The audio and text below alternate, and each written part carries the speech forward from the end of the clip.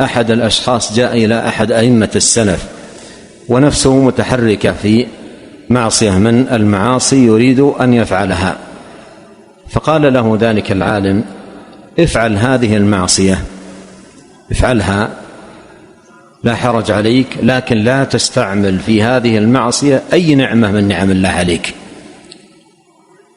لا تستعمل أي نعمة، ما يليق بك أن تعصي الله وأنت تستعمل نعم الله، فلا تستعمل أي نعمة من نعم الله. قال: كل ما بي من الله.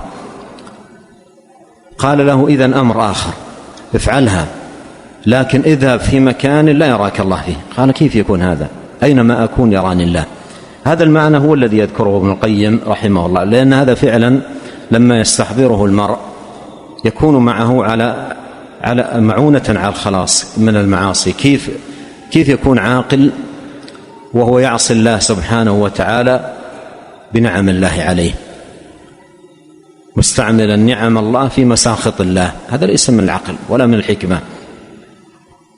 فيقول: كيف يكون عاقلا وافر العقل من يعصي من هو في قبضته وفي داره وهو يعلم أنه يراه ويشاهده فيعصيه، وهو يعينه غير متوار عنه، وهو بعينه غير متوار عنه، ويستعين بنعمه على مساخطه، ويستدعي كل وقت غضبه عليه ولعنته له.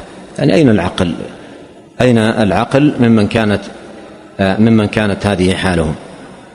فالعاقل يتفكر في هذه الأمور وهذه النعم وهذه الآلاء والعطايا، ويتفكر أيضا من جهة أخرى في اطلاع الله عليه ورؤيته سبحانه وتعالى له، فكل ذلك يردعه عن المعاصي، وهذا من العقل.